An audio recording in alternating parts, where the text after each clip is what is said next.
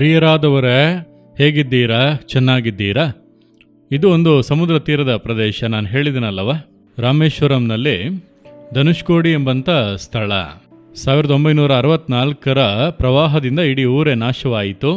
ಆ ನಾಶನವಾದ ನಂತರ ಅಳಿದು ಉಳಿದಂಥ ಈ ದೇವಾಲಯಗಳು, ಮನೆಗಳು, ಈ ರೀತಿ ಪಳೆಯುಳಿಕೆ ಅನೇಕ ಕಾರ್ಯಗಳನ್ನು ಇಲ್ಲಿ ನೋಡಬಹುದು. ಅಲ್ಲಿದ್ದುಕೊಂಡು ನಿಮ್ಮೊಟ್ಟಿಗೆ ಮಾತನಾಡುತ್ತಾ ಇದ್ದೇನೆ. ಇದು ಸಮುದ್ರದ ಗಾಳಿ. ಆ ಭಾಗದಲ್ಲಿ ಸಮುದ್ರ ಇದೆ. ಅಲ್ಲಿಂದ ಗಾಳಿ ಬೀಸುವಾಗ ಹಾಗೆ ಕದಲಿಸುತ್ತದೆ. ನಿಮ್ಮ ಜೀವಿತದಲ್ಲಿ ಯಾವುದೋ ಒಂದು ಸಮಸ್ಯೆ ನಿಮ್ಮನ್ನು ಕದಲಿಸುತ್ತಾ ಇದೆ. ನಿಮ್ಮ ಮನೆಯಲ್ಲಿರುವಂಥ ಯಾವುದೋ ಒಂದು ಸಮಸ್ಯೆ ಆಗಿರಬಹುದು, ಕೆಲಸ ಮಾಡುವಂಥ ಸ್ಥಳದಲ್ಲಿ ಸಮಸ್ಯೆ ಆಗಿರಬಹುದು, ನಿಮ್ಮ ಬಿಸ್ನೆಸ್ನಲ್ಲಿ ಬಂದಿರುವಂಥ ಹೋರಾಟಗಳಾಗಿರಬಹುದು.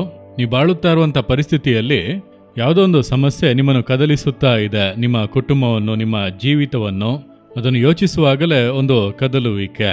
ಆ ರೀತಿ ಕಷ್ಟದಲ್ಲಿ ನೀವು ಇದ್ದೀರಾ? ಒಂದು ಬಾಧೆ ಉಂಟಾಗುವುದಕ್ಕೆ ಮುಂಚೆ ಒಂದು ಕದಲುವಿಕೆ ಬರುತ್ತದೆ.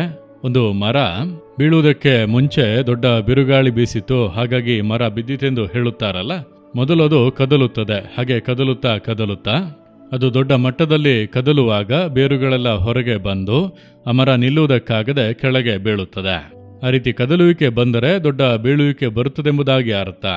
ಆದರೆ ಕದಲದಂತೆ ನಾವು ಕಾಪಾಡಲ್ಪಡಬೇಕು.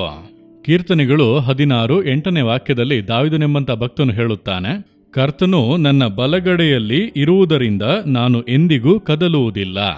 ನಾವು ಕದಲದೆ ಇರಬೇಕು ಅಂದರೆ ಎಷ್ಟೇ ದೊಡ್ಡ ಬಿರುಗಾಳಿಯಲ್ಲಿ, ಎಷ್ಟೇ ದೊಡ್ಡ ಹೋರಾಟಗಳು, ಕಷ್ಟಗಳಲ್ಲಿ ನಾವು ಕದಲದೆ ಇರಬೇಕು ಅಂದರೆ ಕರ್ತನು ನಮ್ಮ ಬಲಗಡೆಯಲ್ಲಿ ಇರಬೇಕು. ಕರ್ತನು ನನ್ನ ಬಲಗಡೆಯಲ್ಲಿ ಇರುವುದರಿಂದ ನಾನು ಎಂದಿಗೂ ಕದಲುವುದಿಲ್ಲ ಎಂಬುದಾಗಿ ದಾವೀದನು ಹೇಳುತ್ತಾನೆ. ನೀವು ಕದಲದೆ ಇರಬೇಕು ಅಂದರೆ ಕರ್ತನನ್ನು ಯಾವಾಗಲೂ ಜೊತೆಗೆ ಇಟ್ಟುಕೊಳ್ಳಬೇಕು. ಆತನು ಹೇಳುತ್ತಾನಲ್ಲ, ನಾನು ನಿನ್ನನ್ನು ಬಿಟ್ಟು ಅಗಲುವುದೂ ಇಲ್ಲ, ಕೈ ಬಿಡುವುದೂ ಇಲ್ಲ. ದಾವೀದನ ಜೀವಿತದಲ್ಲಿ ಎಷ್ಟೋ ಹೋರಾಟಗಳು, ಯೌವನ ವಯಸ್ಸಿನಲ್ಲೂ ಹೋರಾಟ, ಮದುವೆಯಾದ ನಂತರ ಹೋರಾಟ, ಮಾವನಿಂದ ಬಂದಂಥ ಸಮಸ್ಯೆಗಳು, ಮಕ್ಕಳಾದ ಮೇಲೆ ಮಗನಿಂದ ಬಂದಂಥ ಸಮಸ್ಯೆ, ಮಕ್ಕಳಿಂದ ಬಂದಂಥ ಹೋರಾಟಗಳು, ಎಷ್ಟೋ ಕಾರ್ಯಗಳು ಕದಲಿಸುವಂತೆ ಬಂದವು. ಆದರೆ ಕೊನೆಯವರೆಗೂ ಕದಲದೆ ನಿಲ್ಲುವುದಕ್ಕೆ ಕಾರಣ ಕರ್ತನನ್ನು ಯಾವಾಗಲೂ ತನ್ನ ಬಲಗಡೆಯಲ್ಲಿ ಇಟ್ಟುಕೊಂಡಿದ್ದನು. ನನ್ನ ಸೇವೆಯ ಮಾರ್ಗವನ್ನು ನಾನು ಹಿಂತಿರುಗಿ ನೋಡುವಾಗ ನನ್ನನ್ನು ಕದಲಿಸುವಂತೆ ಎಷ್ಟೋ ಸಮಸ್ಯೆಗಳು, ಹೋರಾಟಗಳು, ಇಕ್ಕಟ್ಟುಗಳು, ವಿರೋಧಗಳು, ಅನೇಕ ಆಪಾದನೆಗಳೆಲ್ಲ ಬಂದವು. ಆದರೆ ಅವುಗಳ ಮಧ್ಯದಲ್ಲಿ ಇಷ್ಟು ವರ್ಷಗಳ ಕಾಲ ಕದಲದಂತೆ ಸಂತೋಷವಾಗಿ ಸೇವೆ ಮಾಡುವುದಕ್ಕೆ ಕಾರಣ ಕರ್ತನನ್ನು ಯಾವಾಗಲೂ ನನ್ನ ಬಲಗಡೆಯಲ್ಲಿ ಇಟ್ಟುಕೊಂಡಿದ್ದೇನೆ.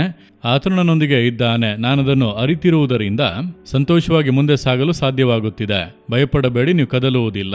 ಇದುವರೆಗೂ ನೀವು ಕದಲುತ್ತಾ ಇದ್ದೀರಾ. ಈಗ ದೇವರೇ, ನನ್ನ ಬಲಗಡೆಯಲ್ಲಿ ನೀವು ಇರಬೇಕು, ನನ್ನೊಂದಿಗೆ ಇರಬೇಕೆಂಬುದಾಗಿ ಹೇಳಿರಿ. ಕ್ಷಣದಿಂದಲೇ ಪರಿಸ್ಥಿತಿಗಳು ಬದಲಾಗುತ್ತವೆ. ನೀವು ಎಂದಿಗೂ ಕದಲುವುದೇ ಇಲ್ಲ. ನೀವು ಜಯಿಸುವಿರಿ, ನೀವು ಮುಂದೆ ಸಾಗುವಿರಿ, ನೀವು ಸಾಧಿಸುವಿರಿ. ತಂದೆಯೇ, ಯೇಸುವೆ, ದಾವೀದನಂತೆ ನಾನು ಕೂಡ ಪ್ರಾರ್ಥಿಸುತ್ತೇನೆ. ಕರ್ತನು ನನ್ನ ಬಲಗಡೆಯಲ್ಲಿ ಇರುವುದರಿಂದ ನಾನು ಎಂದಿಗೂ ಕೂಡ ಕದಲುವುದಿಲ್ಲ ಎಂಬುದಾಗಿ ಈ ಮಗನು ಪ್ರಾರ್ಥಿಸುತ್ತಾನೆ, ಈ ಮಗಳು ಪ್ರಾರ್ಥಿಸುತ್ತಾಳೆ. ನಜರೇತಿನ ಯೇಸು ಕ್ರಿಸ್ತನ ನಾಮದಲ್ಲಿ ಇವರನ್ನು ಕದಲಿಸುವಂತಹ ಸಮಸ್ಯೆಗಳು ಹಿಂದೆ ನೀಗಲಿ. ಯೇಸುವಿನ ನಾಮದಲ್ಲಿ ಪರಿಸ್ಥಿತಿಗಳು ಬದಲಾಗಲಿ. ಕದಲದಂತೆ ನೀವು ಕಾಪಾಡಿ ಮುನ್ನಡೆಸಿರಿ. ಯೇಸುವಿನ ನಾಮದಲ್ಲಿ ಪ್ರಾರ್ಥಿಸುತ್ತೇವೆ ತಂದೆಯೇ. ಆಮೇನ್, ಆಮೇನ್. ಜೀಸಸ್ ರಿದೀಮ್ ಕನ್ನಡ ಯೂಟ್ಯೂಬ್ ಚಾನಲ್ ಅನ್ನು ಸಬ್ಸ್ಕ್ರೈಬ್ ಮಾಡಿ. ಸಬ್ಸ್ಕ್ರೈಬ್ ಬಟನ್ ಕ್ಲಿಕ್ ಮಾಡಿ ಮತ್ತು ಬೆಲ್ ಬಟನ್ ಒತ್ತಿ. ಅನುದಿನ ಕಾರ್ಯಕ್ರಮದ ಮಾಹಿತಿ ಪಡೆಯಿರಿ.